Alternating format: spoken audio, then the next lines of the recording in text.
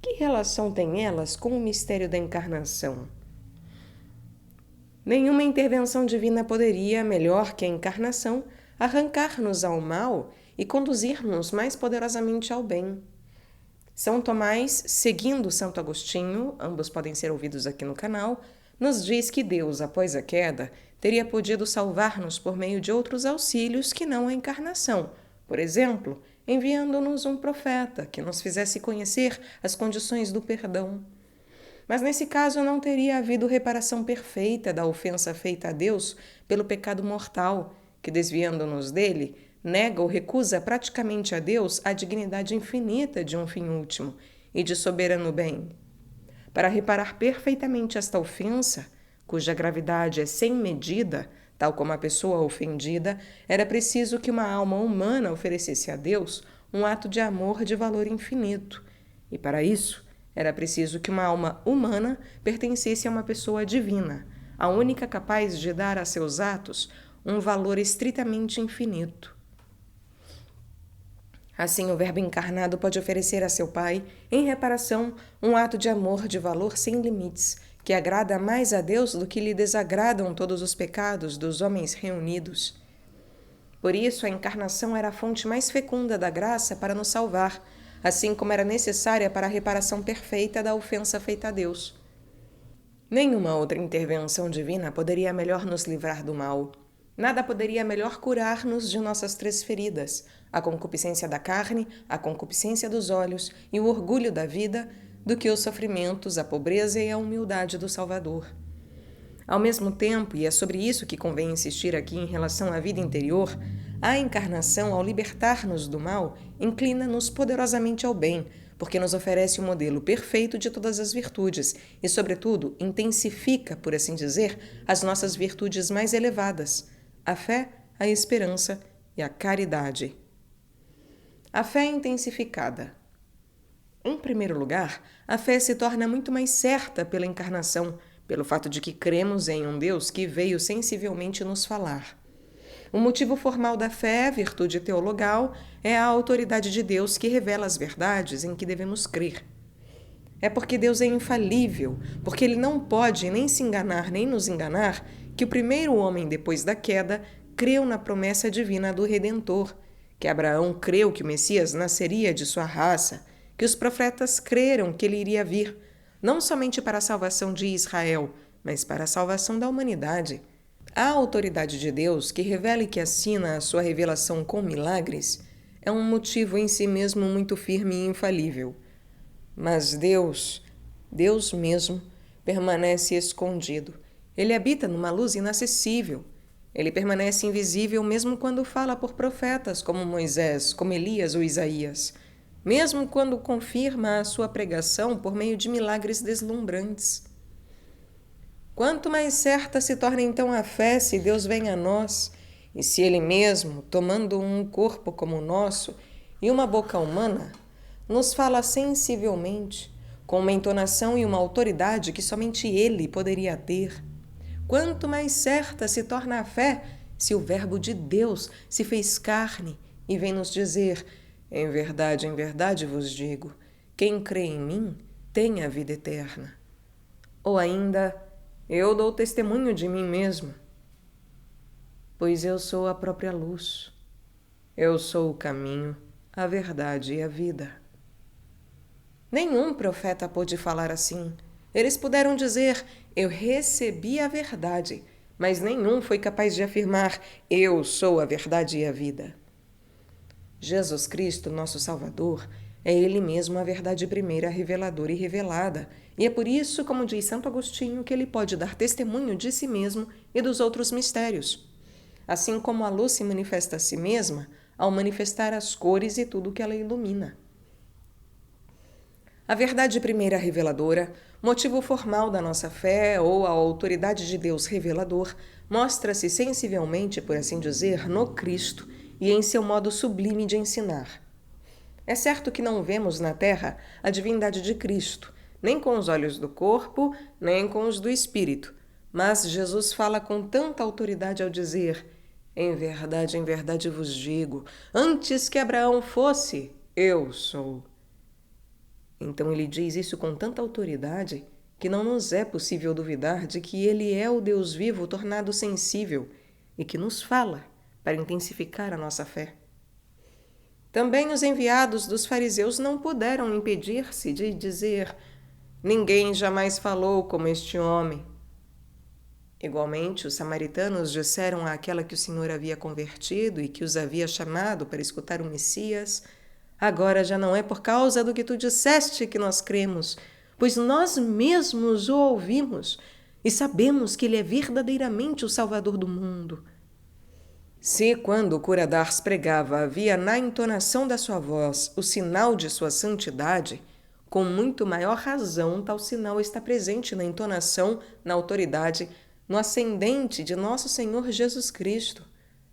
E é por isso que, desde o seu primeiro sermão na montanha, as multidões ficaram extasiadas com seu ensinamento, porque ele ensinava com autoridade, e não como os escribas e os fariseus, que discorriam sobre os textos da Escritura sem fazer-lhes sentir a vida. Os simples têm o senso das coisas superiores. Eles reconheceram a grandeza de nosso Senhor Jesus Cristo desde o seu primeiro discurso. E se o povo o condenou depois, foi por ter sido enganado pelos perversos. Que graça ter podido ouvir, ainda que por um instante, a pregação do Verbo encarnado, e ter podido receber diretamente de seus lábios a vida, a simplicidade e a grandeza da sua doutrina. Assim, São João pôde escrever em seu Evangelho: ninguém jamais viu a Deus. O Filho único que está no seio do Pai foi quem o deu a conhecer. E em sua primeira epístola, o que era desde o princípio, o que ouvimos, o que vimos com nossos olhos, o que contemplamos e que nossas mãos apalparam do Verbo da vida, o que vimos e ouvimos, isto vos anunciamos. Nossa fé é, portanto, soberanamente confirmada por esse testemunho supremo, tornado sensível, por assim dizer, pela encarnação. Assim também São Paulo pôde escrever aos Hebreus para confirmá-los na fé, depois de ter muitas vezes e de muitos modos falado outrora a nossos pais pelos profetas. Deus, nestes últimos tempos, falou-nos por seu Filho, a quem constituiu o herdeiro de todas as coisas e pelo qual criou o mundo. Suponhamos por um instante que a encarnação não tivesse acontecido e que a mais elevada pregação tivesse sido a dos profetas, de um Elias ou de um Isaías. Quão inferior seria a nossa fé, hein? E como a história da humanidade seria pobre em comparação com o que ela é realmente. A própria grandeza dos profetas desapareceria, pois ela decorre unicamente do fato de terem sido precursores de nosso Senhor Jesus Cristo. Quem tem ouvidos para ouvir não pode enganar-se sobre a entonação da voz do Salvador, sobre a sublimidade da sua doutrina. Apesar das provações, das obscuridades, das tentações, creiamos na palavra de Jesus, guardemo-la em nosso coração, vivamos dela em espírito de fé. Justus ex fide vivit. Justus ex fide vivit. A esperança fortalecida. A encarnação não somente confirma a nossa fé, ela estimula grandemente a nossa esperança. Por esta virtude teologal, nós desejamos, esperamos o bem supremo e tendemos para ele apoiando-nos no auxílio divino prometido por Deus aos que creem. O objeto primeiro da esperança é um bem futuro e difícil de atingir, o soberano bem do qual desfrutaremos na eternidade. O motivo formal da esperança é o socorro divino, ou melhor, é o próprio Deus infinitamente auxiliador, Deus auxilians. Ele é infinitamente auxiliador porque é infinitamente misericordioso, todo-poderoso, e porque ele prometeu ajudar-nos para que possamos chegar ao termo de nosso destino. Deus é fiel às suas promessas. Ele é um dos seus mais belos títulos de glória. Fidelis est Dominus in omnibus verbis suis, diz o salmista.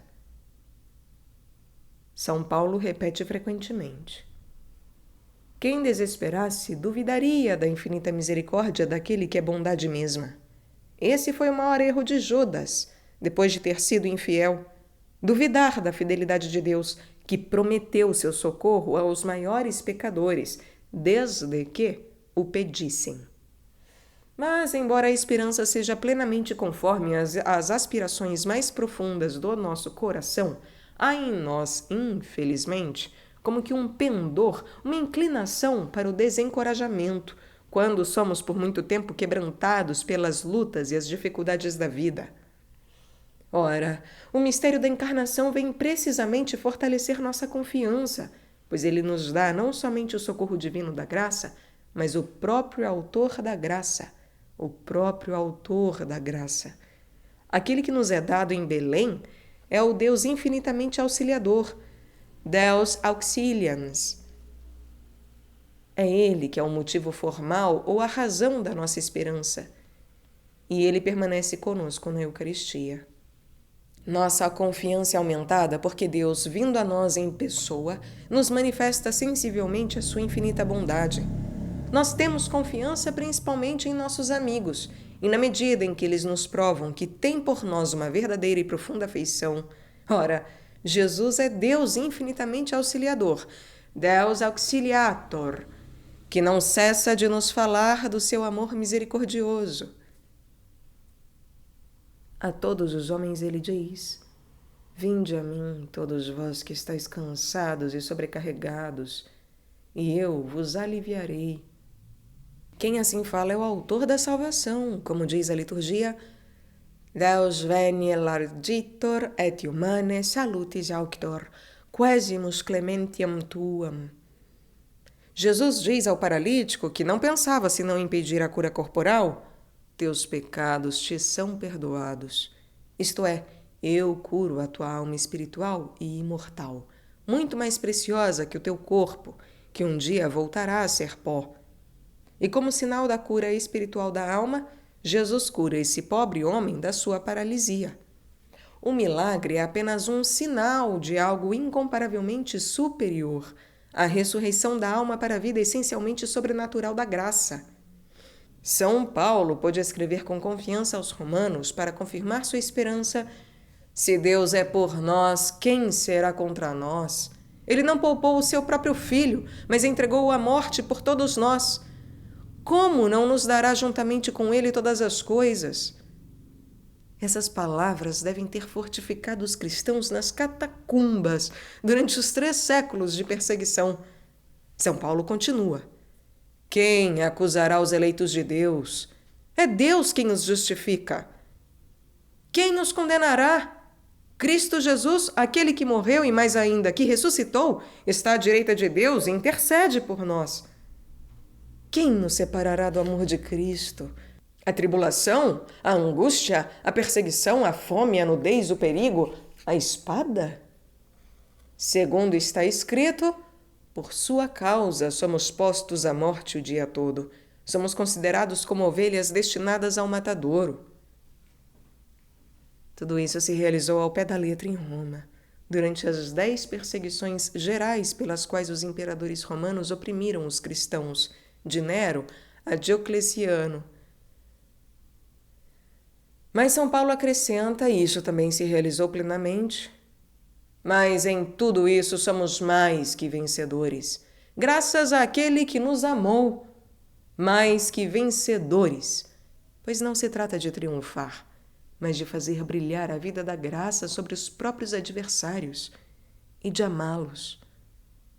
Pois eu estou convencido, continua ainda São Paulo falando pela Igreja indefectível, pois eu estou convencido de que nem a morte, nem a vida, nem os anjos, nem os principados, nem o presente, nem o futuro, nem a altura, nem a profundidade, nem qualquer outra força criadora poderá nos separar do amor de Deus manifestado em Cristo Jesus, nosso Senhor. Quer dizer, nenhuma força criada, seja ela qual for, poderá nos separar do amor de Cristo por nós, que acende em nós um amor recíproco. nenhuma força criada ou criável poderá fazer com que Deus abandone os justos, os justificados pelo sangue de seu Filho, se eles mesmos não o abandonarem primeiro. É essa a vitória do amor de Cristo sobre o encarniçamento dos perseguidores que o Coliseu de Roma lembra às gerações sucessivas. As imponentes ruínas desse anfiteatro construído por Vespasiano e Tito permanecem como testemunhas imorredoras da esperança e da força dos mártires, apoiados nas promessas e no amor do Verbo encarnado. Eles permaneceram fiéis em meio aos suplícios pela eficácia da graça de Cristo. Eles foram, como diz São Paulo, mais que vencedores pela força daquele que nos amou. Inis omnibus superamus propter eum, quid elexit nos. O motivo formal da nossa esperança não é, com efeito, nosso esforço pessoal, pelo qual cooperamos com o auxílio divino. Não. O motivo formal da nossa esperança é o próprio Deus infinitamente auxiliador, Deus auxilians, Deus mesmo, que pela encarnação está conosco e que permanece conosco na Eucaristia, como alimento cotidiano de nossas almas. É assim que a nossa confiança em Deus é grandemente fortalecida pela encarnação. Não foi por nada que o Verbo se encarnou, não foi pelo progresso material ou das ciências, mas pela santificação de nossas almas, da qual deveríamos ter um ardente desejo. A caridade mais ardente. Por fim, esse mistério da nossa fé deve excitar no mais alto grau a nossa caridade, nosso amor a Deus e às almas. Como diz Santo Agostinho em palavras que os teólogos repetirão até o fim do mundo, qual foi a principal razão pela qual o Verbo se encarnou, senão para nos manifestar o seu amor? Se, pois, nós não sabemos amá-lo em primeiro lugar, aprendamos ao menos a devolver-lhe amor por amor. Pela caridade infusa recebida no batismo, devemos amar sobrenaturalmente a Deus mais que a nós mesmos. Devemos amá-lo como o grande amigo que nos amou primeiro e que é infinitamente melhor em si mesmo do que todos os seus benefícios juntos. Dizer que devemos amá-lo assim significa que devemos querer eficazmente o cumprimento da sua santa vontade, expressa por seus preceitos. Significa que devemos querer que ele reine verdadeiramente e profundamente em nossas almas e que seja glorificado por nós eternamente, segundo a palavra do Salmo, capítulo 113, versículo 1. Não a nós, Senhor, não a nós, mas ao teu nome dá glória. Assim, a caridade é superior à esperança. Pela esperança, nós desejamos possuir Deus por Deus mesmo, que é o fim último de nossa esperança, como de toda virtude. Pela caridade, nós amamos eficazmente a Deus como nosso melhor amigo, formalmente por Ele mesmo, e mais que a nós, desejando-lhe todos os bens que lhe convém, isto é, o seu reino e essa manifestação de sua bondade a que chamamos a glória divina. Amar a Deus é conformar toda a nossa vida a esta palavra do Pai Nosso, Fiat voluntas tua. Que vossa vontade, expressa por vossos preceitos, seja feita na terra como no céu. Fiat voluntas tua, sicut in cielo et in terra. Amar a Deus é também dizer-lhe com confiante abandono: em vossas mãos entrego a minha alma. Eu vos ofereço o fundo da minha vontade. Fazei com ela o que desejardes. Pela caridade, amando a Deus eficazmente mais que a nós mesmos, nós amamos de modo geral todos os seus decretos eternos, ordenados à manifestação de sua bondade. Assim Deus, infinitamente bom, torna-se para nós um alter ego, um outro eu, que em certo sentido é mais nós do que nós mesmos, pois ele contém eminentemente todo o bem que possa existir em cada um de nós. Nesse sentido, Deus é mais eu do que eu mesmo, pois ele o é de modo eminente. Ora, essa bondade divina, objeto formal da caridade, nos foi manifestada precisamente pelo amor supremo, pelo qual Deus nos deu seu Filho único. Sic Deus delexit mundum, ut filium unigenitum suum daret. Deus amou tanto o mundo que lhe deu seu Filho único. Sic Deus delexit mundum, ut filium unigenitum suum daret.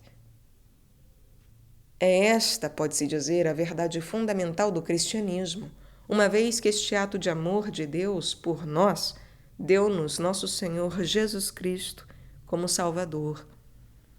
São João diz ainda em sua primeira epístola: nisto se manifestou o amor de Deus por nós. Deus enviou o seu Filho único ao mundo para que vivamos por ele. Nisto consiste o amor. Não fomos nós que amamos a Deus, mas foi Ele quem nos amou e enviou-nos o seu Filho como vítima de expiação pelos nossos pecados. Caríssimos, se Deus assim nos amou, devemos nós também amar-nos uns aos outros.